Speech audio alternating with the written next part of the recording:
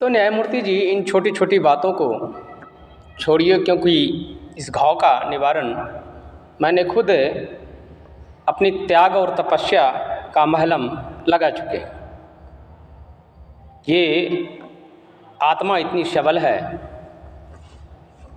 कि किसी चीज़ का प्रभाव इस पर नहीं पड़ेगा। और बोधिसत्व बाबा साहब अम्बेडकर के कृपा से पाखंड ने हमें बनाया कलम वाला गुंडा। पाखंड ने हमें बनाया कलम वाला गुंडा। जब हम इतिहास पढ़े तो याद आया बिरसा मुंडा। तो मैं उन आदिवासी भाइयों से कह देना चाहता हूँ कि हे आदिकाल के वासियों, मेरे जो बाबा थे और मेरे जो महान पुरुष थे, पूर्वज थे, वो कठिन दौर से गुजरे। क्षमा चाहता हूँ न्यायमूर्ति जी, मैं आपके जरिए संदेश की ओर लेके जा रहा हूँ, इसीलिए मन मानता नहीं। जिसमें दिल में लगन हो, आत्माओं में सफलता का द्वार हो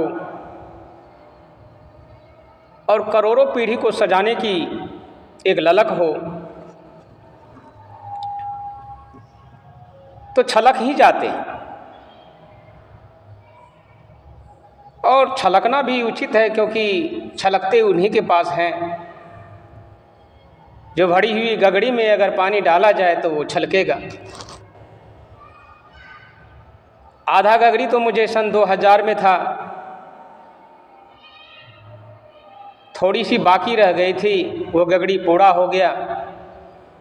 और फिर पाखंड का गगड़ी मैंने सर्वोच्च न्यायालय केजीवाला कृष्णन खंडपीठ के समक्ष रखा कि ये रहा आपकी पीढ़ी और आपकी गगड़ी।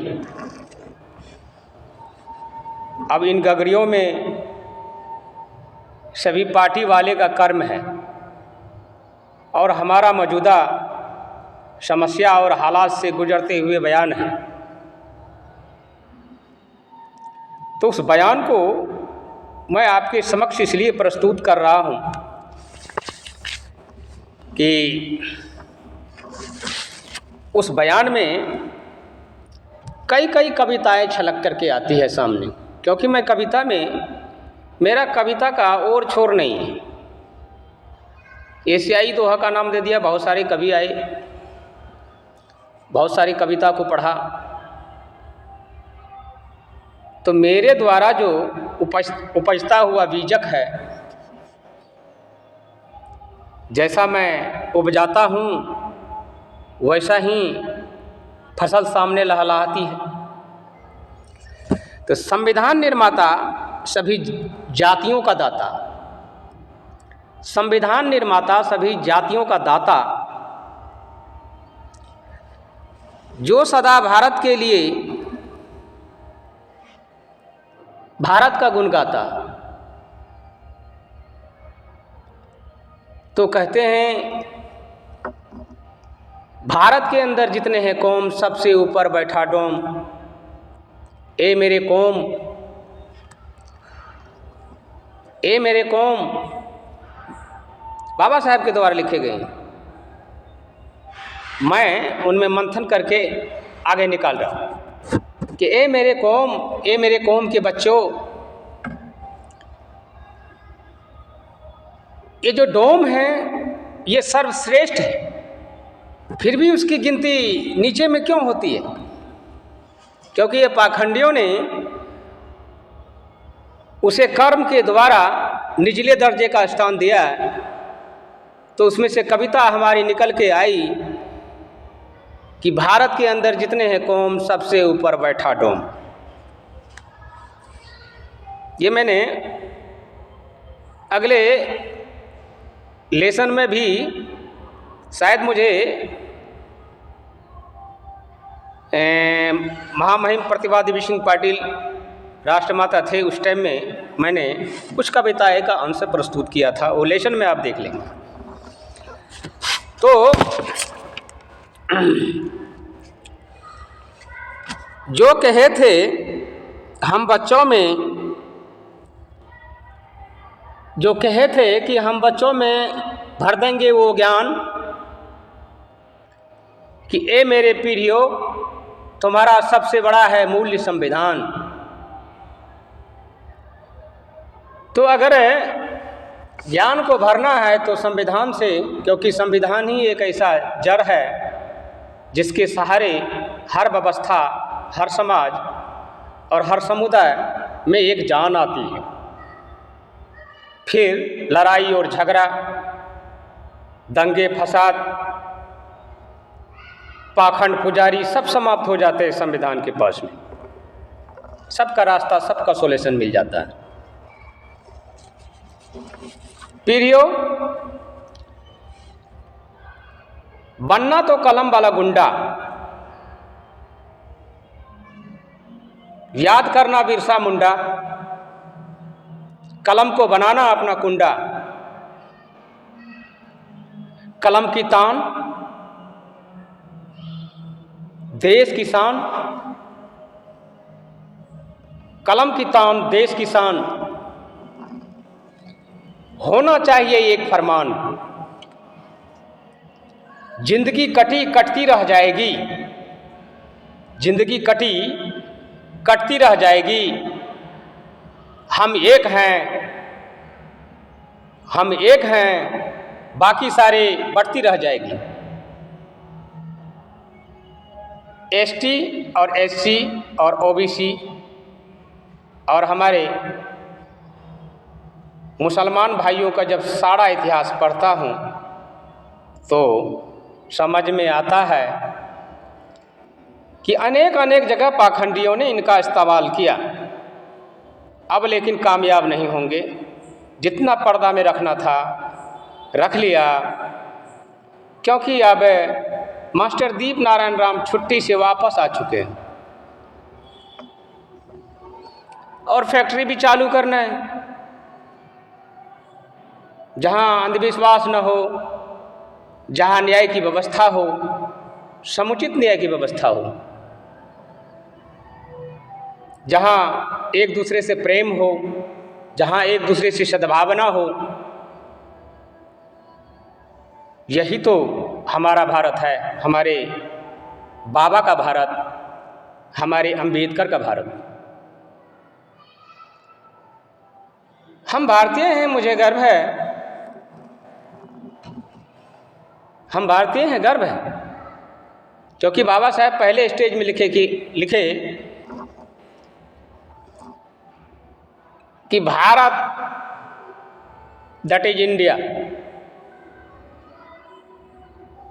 अंग्रेजी और हिंदी अनुवाद करके देते गए और यहाँ पाखंडियों ने अनेक अनेक तरह से मुहिम चला करके बरगलाने का प्रयास किया। तो मैंने भी उसे करारा जवाब दिया।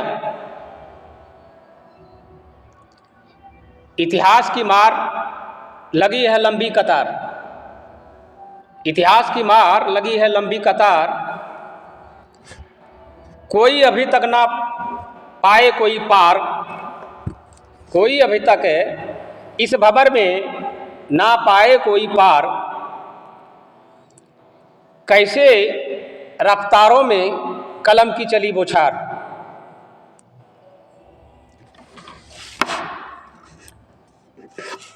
तीसरा है कि जिसने तीर को चलाया, ये दुनिया जानती है कि मैं माननीय नीतीश कुमार को लेके गया, चलाया, 10 साल तक चलाया, लिखित दस्तावेज है। तो चलाने का मेरिट मैंने पहले राष्ट्रगुरु कलाम से कहे थे कि राष्ट्रगुरु अगर मैं इसे चला लेता हूँ तो इतिहास के लिए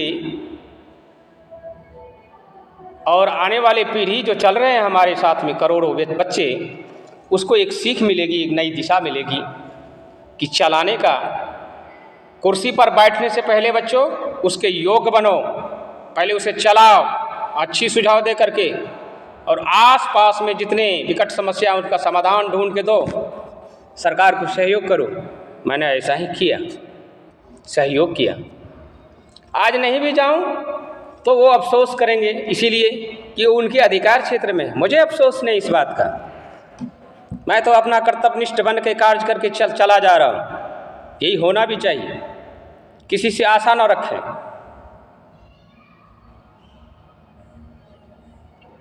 आशा से प्रेम और विश्वास घटित हो जाती है। मैंने किसी से आशा रखा ही नहीं, ना आगे रखने वाला हूँ। तो ये डॉक्टर राष्ट्रगुरु कलाम को मैंने वचन दिया था कि आपने सही जांच करके मुझे अपने खेमे में लिया। जब भी मैं जो भी कार्य करूँगा शपथ के दायरे में, और फिर उसमें कोई कमियां नहीं होगी। तो जिसने तीर को भी चलाया वो सबके मन को भाया, एक दूसरे से मिलाया। कैसी रही होगी वो काया, जो प्रति छाया बन के उभरी, जो प्रति छाया बन के उभरी। जैसे बिहार के संस्कारों से बड़े हैं गगड़ी।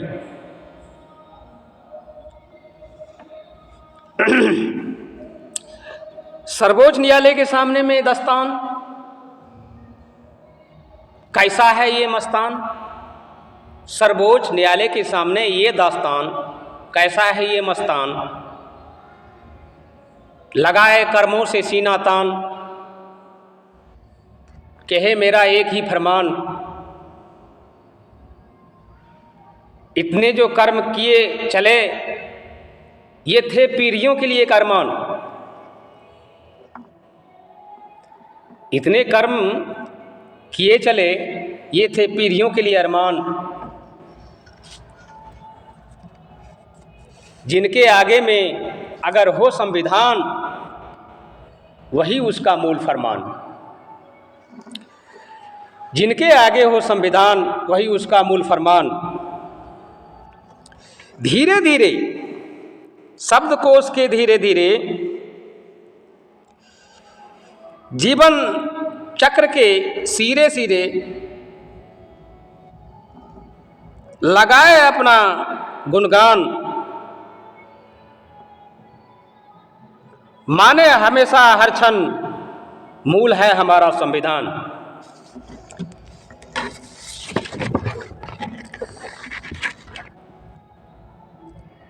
इस पाखंड ने पीढ़ी को केवल बरगलाने का काम किया। पाखंड ने पीढ़ी को केवल बरगलाने का काम किया। मैंने भी कहा कि मास्टर दीप नारायण राम अम्बेडकर लेगा कभी नहीं विश्राम।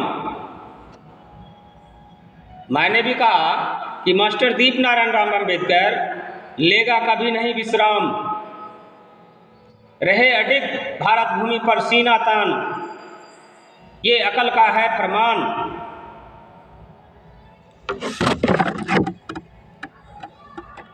लिखूं पहले लिखूं फिर मैं बोलूं, पहले लिखूं फिर मैं बोलूं, यही मेरा आचरण का फरमान।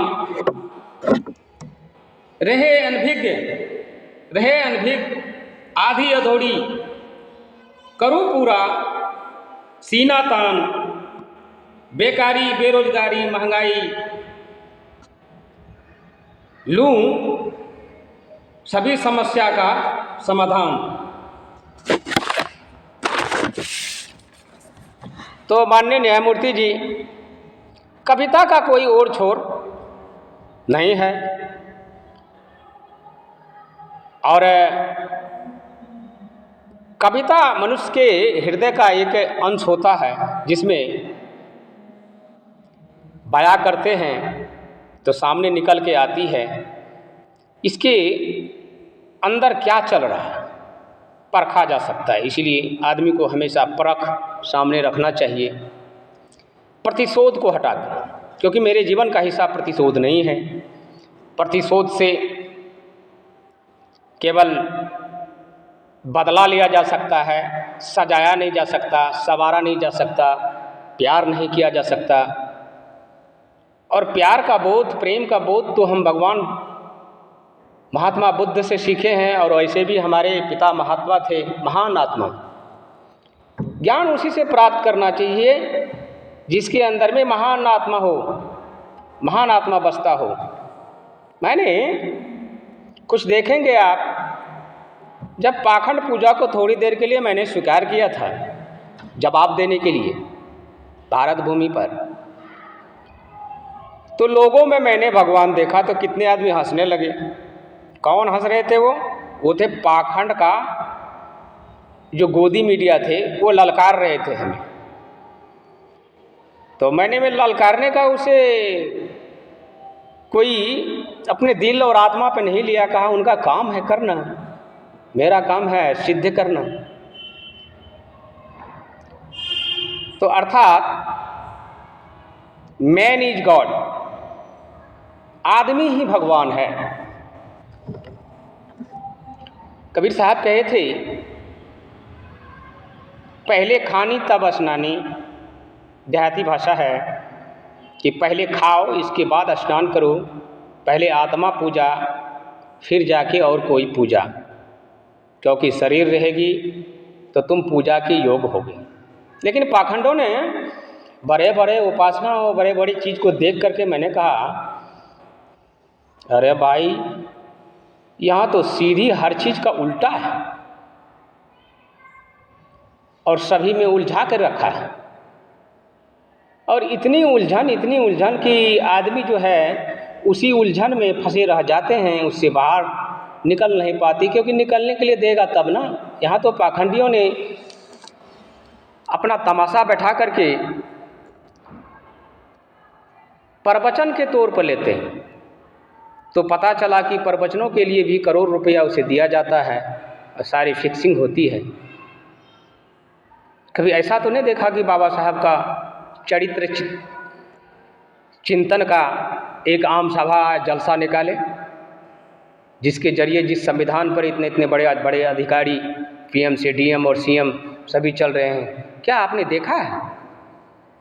नहीं, सिर्फ एक दिन का कोई कर लेंगे जलसा, क्या है बाबा साहब का जन्म दिवस है, इस मौके पर बस दो चार घंटे बस हो गया।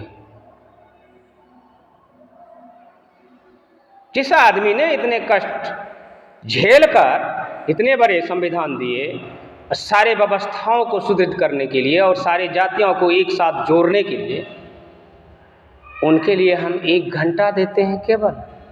अरे वाह! तो मैं उनका विपरीत किया। आप मेरा 2000 से पन्ना देखेंगे तो आपको जय भीम का यहाँ से लेकर संयुक्त राष्ट्र संघ तक आपको मिलेगा कि जय भीम के सिवा कोई पन्ना मेरा खाली ही नहीं। पहले जय भीम, पैराग्राफ उल्टाइए, स्टेज के ऊपर में जय भीम, अंत में जय भीम, वाणी विराम किया तब जय भीम, सोते हुए जय भीम, जागते हुए जय भीम और बांटते हुए जय भीम। पहले कोई प्रसाद ले ही नहीं रहा था, बोला जय भीम का प्रसाद ले लो भाई, कहा नहीं लेंगे। कुछ अधिकारी को देखे, उसकी चैम्बर में गए, बोला कि जय भीम का प्रसाद लो, कहा नहीं। कि मैं ऐसा दिन लाऊंगा क्या आप जो वेतन उठाते हो उसमें सबसे पहले जय भीम लिखना पड़ेगा, इस तब वेतन मिलेगी आपको, क्योंकि ये आपकी बाप की जागीर नहीं है। यही संविधान है वही बाबा साहब का, जो आपको उसी में से टैक्स के सहारे वेतन दिया जा रहा है। आप इसे मानोगे कैसे नहीं? उसके लिए मैं हूँ पीछे खड़ा। और फिर वो आदमी खड़ा है जो संयुक्त राष्ट्र संघ से आज से 30 वर्ष से सीना ताने खड़ा है भारत भूमि पर। और मैं कौन सा काम कह रहा हूँ? यही तो कह रहा हूं कि जिसका वेतन तुम ले रहे हो भाई, आप ले रहे हो जिसका वेतन, उसका नाम पहले लिखो, ताकि ये जो है रास्ता बन सके और जो भी आ रहे हैं वो समझे कि जय भीम लिखने के बाद ही हमें वेतन मिलेगी। कोई ऊपर से भगवान के द्वारा वेतन नहीं आ रहा है कि भगवान ऊपर से दे रहा है वेतन।